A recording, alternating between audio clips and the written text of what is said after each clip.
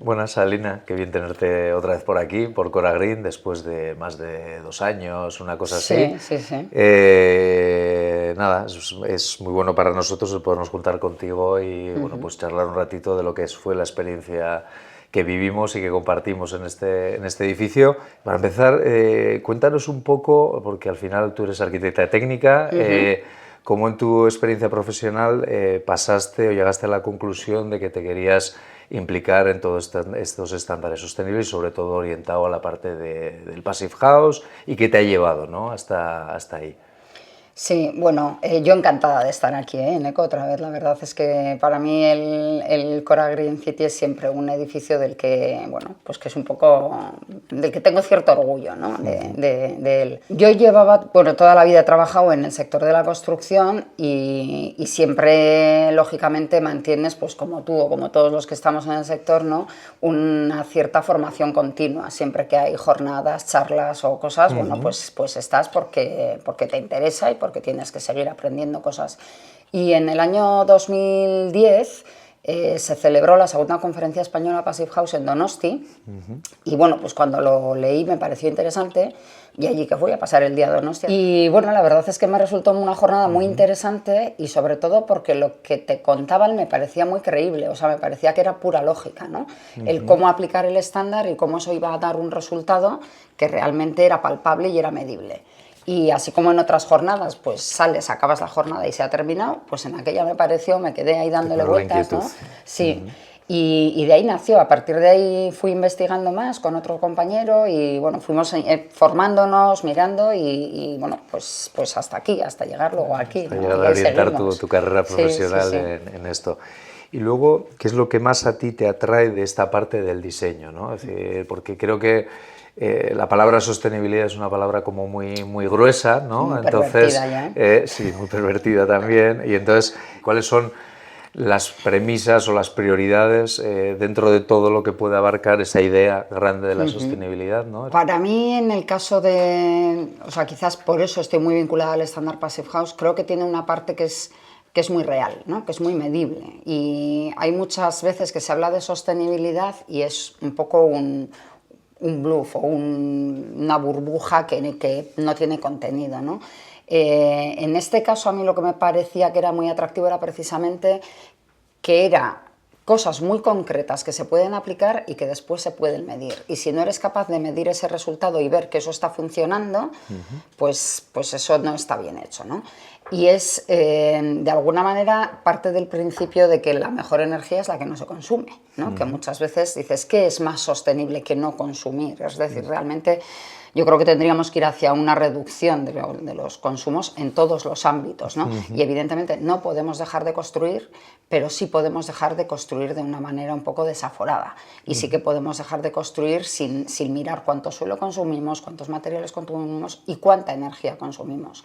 La mayor parte de la energía de un edificio se consume durante la fase de uso. Durante la construcción consumimos muchísima, eso es cierto. Se Eso es consume así. mucho agua, mucha energía, pero un edificio se construye para muchos años. Así que algo que se dedica a reducir la demanda de energía del edificio durante la fase de uso, me parece que realmente ahí está el valor que tiene el estándar Passive House frente a otras palabras que hablan de sostenibilidad, ¿no?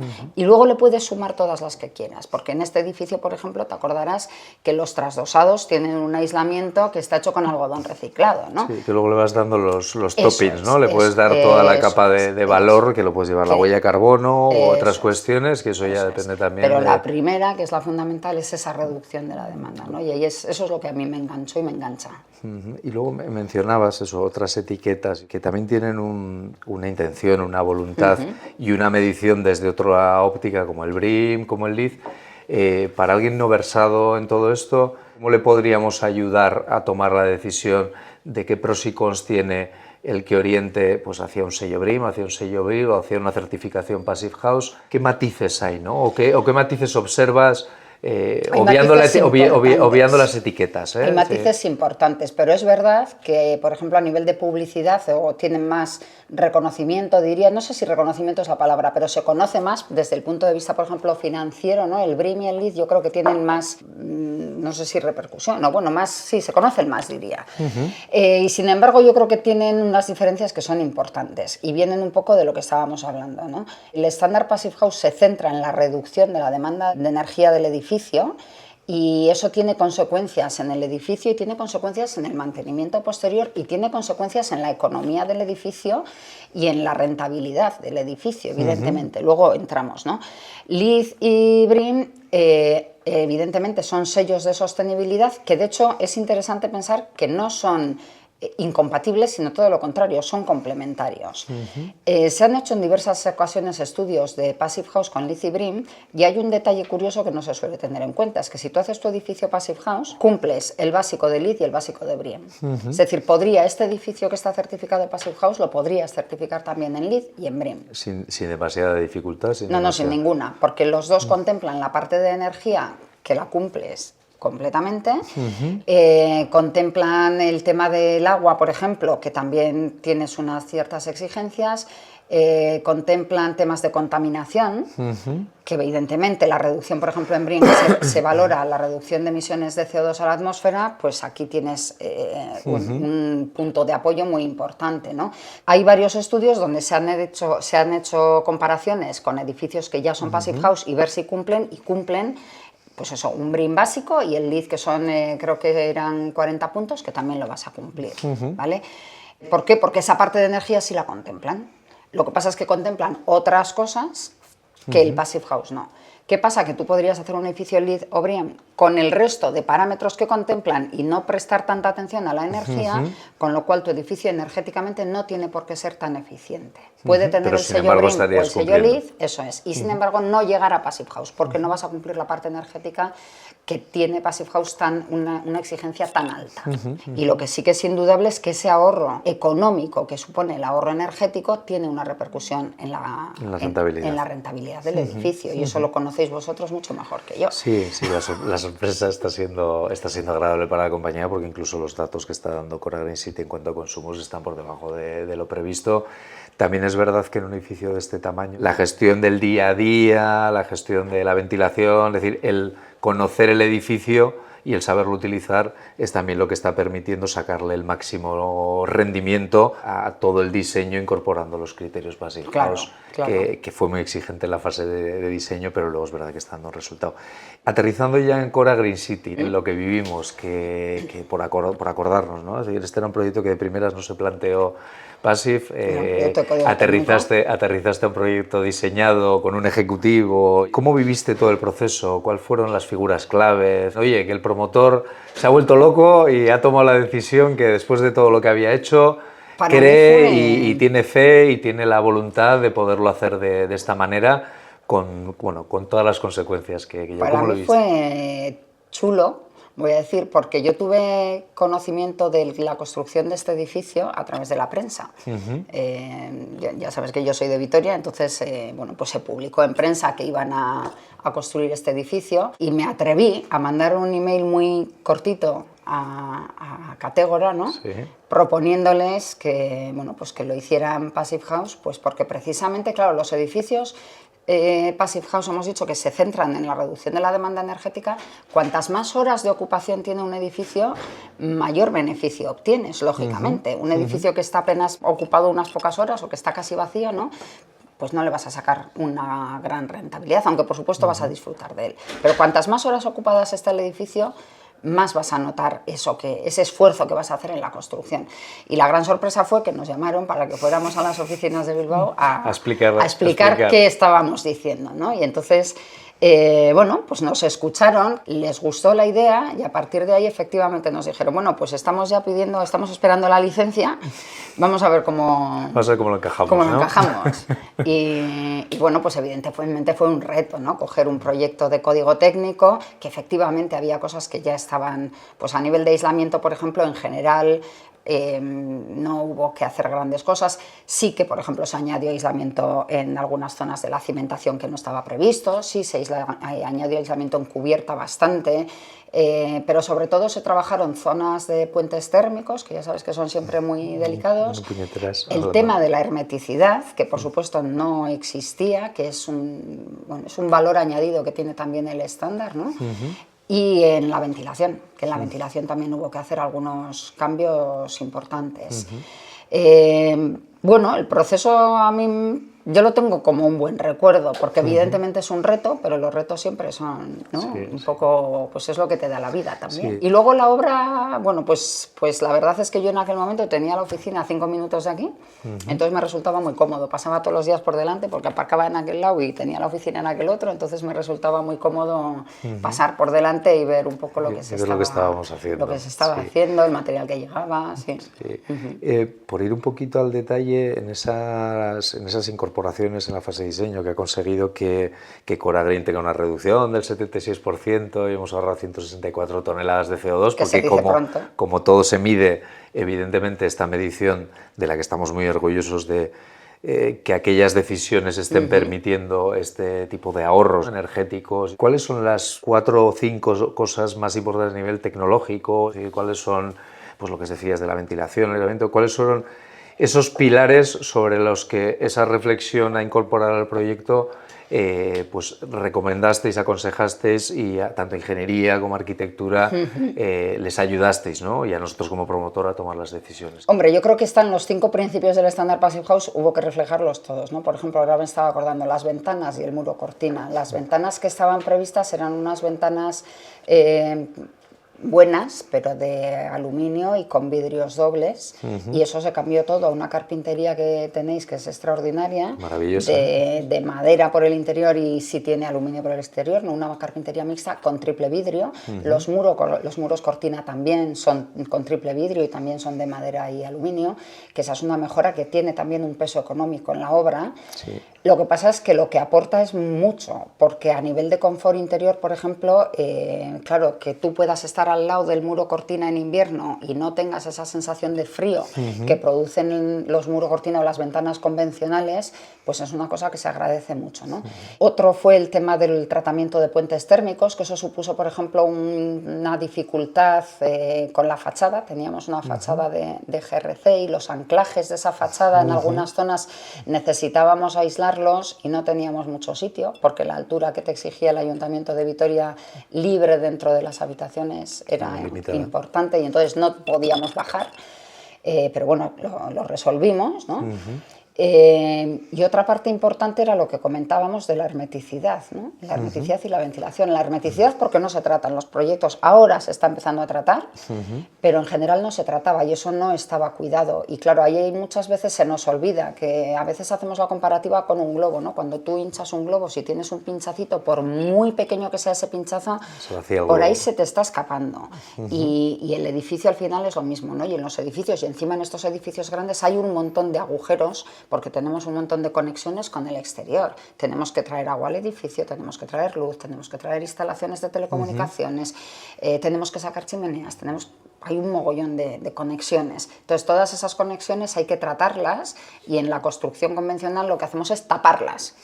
Pero eso no significa que por ahí no esté entrando aire, ¿no? Entonces, eso sí que fue un reto y, de hecho, recordarás que hicimos primero un ensayo, porque una de las cosas que tiene el estándar es que hay que medir esa hermeticidad. Hicimos un ensayo primero, creo recordar que planta primera y segunda. Sí. Luego hicimos otro con las 9 plantas del edificio, lo que son las plantas habitacionales. Con las partes de apartamentos. Y finalmente ya hicimos el de todo el edificio. Y las partes de habitaciones, que es como más repetitivo, se cumplió muy bien, daba muy buen resultado. Ahora no tengo en la cabeza, pero diría que en torno a 0,40, 0,38, 0,40 y poco, eso sí, es, una cosa así. Eso es. Sí. Y sin embargo, cuando hicimos el del conjunto del edificio, lo tuvimos que repetir. Sí. Porque en la parte de zonas comunes hay muchas instalaciones, está la sala de lavandería. Fue un dolor. También se daba mal de plazo, entonces se corre más. Y entonces cuando vinimos a hacer el primer ensayo, que además eran en plenas fiestas también, ¿no? Hicimos al principio de agosto, se hizo el ensayo y no no cumplió, se localizaron cosas, se arreglaron y a finales de agosto se repitió. Y tuvimos el éxito de conseguirlo. Que fue menos mal porque se abría... El 26 de agosto. Y se abría el 28, o sea, estábamos ya en tiempo de descuento, ¿no? Sí. Entonces, bueno. Y luego sí que es verdad que es clave la parte de la ventilación, por explicarlo un poco, es decir, porque claro, el Standard Passive House viene del residencial, esto es un edificio terciario, de otro volumen, entonces, ¿por qué es tan importante esa tecnología, su regulación en combinación con la hermeticidad? Quizás en esta parte de la obra fue la más difícil de abordar, ¿no? Bueno, yo tengo un recuerdo de cierta reticencia por parte de la ingeniería a la hora de hacer esas modificaciones. Claro, para poder certificar el edificio requeríamos que las máquinas estuvieran certificadas. Realmente no es obligatorio, lo que pasa es que digamos que a la hora de certificar el edificio, si las máquinas están certificadas, como están certificadas por el instituto, ya saben que esa máquina, si te dice que recupera un 80%, recupera un 80%. Tienes que demostrarlo. Y si no tienes que demostrarlo, entonces, digamos, si no lo puedes demostrar, lo que te hacen es penalizar en el cálculo, de alguna manera, para ir por el lado de la seguridad. Entonces, ahí había una dificultad porque además, como dices tú, en España todavía tampoco había grandes edificios, edificios de este tamaño, ¿no? Con lo cual no había muchas máquinas disponibles, es decir, ahí el hándicap estaba en traer máquinas que encajasen en precio, que tuviesen las capacidades que tenía la obra. Y bueno, efectivamente es una parte muy importante porque estás hablando de la calidad del aire interior. El aire interior es lo que te permite descansar adecuadamente, es lo que te permite llegar a un edificio y tener la sensación de que no huele a nada, de que es neutro, de que es limpio. Eso es muy importante para nuestro cerebro también, ¿no? Pero claro, tiene una dificultad muy importante a la hora de montarlas, de llevar a todas las habitaciones, de regularlas, medir, ¿no? Claro, porque no solo se monta y te vas, es que después hubo que hacer el equilibrado de todas las habitaciones y tuvimos que ir habitación por habitación buscando cuando no estaban llenas, ocupadas las habitaciones, o unos días unas y otros días otras. Se hizo un equilibrado del sistema que llevó muchísimo tiempo. Horas, pero es cierto que ese equilibrado, que claro, te permite tener una buena calidad del aire y controlar el tema de la humedad que estabas diciendo también, ¿no? El diseño tiene que ser fino, el montaje tiene que ser fino y el equilibrado tiene que ser fino. Muy fino. Eso es. Y todo eso hace que funcione bien. Nos permitió aprender, primero, que el diseño en origen es muy importante, nos permitió detectar cosas que en la obra no se habían hecho bien, que pasa en todos los edificios. Lo que pasa es que cuando haces el equilibrado lo detectas y cuando no haces el equilibrado, pues ahí se quedan para la eternidad. Y es quizás el punto de mayor sufrimiento, esa regulación de caudales. Y luego el instituto es verdad que es muy exigente, porque te obliga o te pide que cada usuario en su habitación, y tenemos 180 habitaciones, pueda regular la ventilación un poco a su criterio, dentro de unos límites. Pero ahí también tuvimos nuestra pelea de criterio con el instituto, porque al final les costaba entender ciertas cuestiones de la regulación que es necesaria. Pero bueno, sí que he de reconocer, la experiencia del cliente pone de manifiesto de forma recurrente que eso que nos dolió tanto en el proceso de el equilibrado, habitación por habitación, que todo esté en su sitio, es verdad que con el tiempo lo que estamos viviendo es que cada huésped que se aloja pone enseguida de manifiesto qué bien estoy, ¿no? No huele a nada, no oigo nada, no me molesta nada, no sopla nada, el descanso. Dentro del mundo passive, ¿no? de los que solemos andar ahí muchas veces se dice que la gente llega al passive por el ahorro energético, por la economía, y se queda por el confort. Es decir, cuando tú te haces una passive o haces un edificio passive, ¿no? La gente mira un poco cuánto me cuesta más la obra y cuánto me voy a ahorrar después, ¿no? Y hace un poco la parte económica, ¿vale? Y sin embargo, una vez que está viviendo en el edificio, cuando le preguntas, nadie habla de lo que se ahorra. El dinero habla de las sensaciones, eso, ¿no? Es que estoy tan bien, es que no oigo ruidos, es que la ventilación, es que... Entonces, siempre decimos eso, ¿no? Que vienes por la economía y te quedas por el confort, y es verdad. Y por la salud. Y la salud, porque en temas de asmas, de cosas de estas, también mejora un montón la calidad del aire. Es clarísimo. El tema de los vidrios, que antes he comentado, el cambio de las ventanas y el triple vidrio, claro, una de las cosas que aporta, que lo estabas diciendo tú, es la acústica. Estamos en pleno centro de Vitoria y tú aquí no oyes nada. Pasan los autobuses, hay tráfico y no te enteras. Entonces, eso es un valor, vamos, tremendo. Ahora tratando de, y por cerrar un poquito esta charla, es decir, una de visionario, ¿no? Es decir, ¿hacia dónde crees que evolucionará todo esto de la arquitectura sostenible? Pues mira, yo personalmente hace unos años pensaba que la normativa no nos acompañaba mucho, que es muy lenta, ¿no? Cambiar todo eso es muy lento.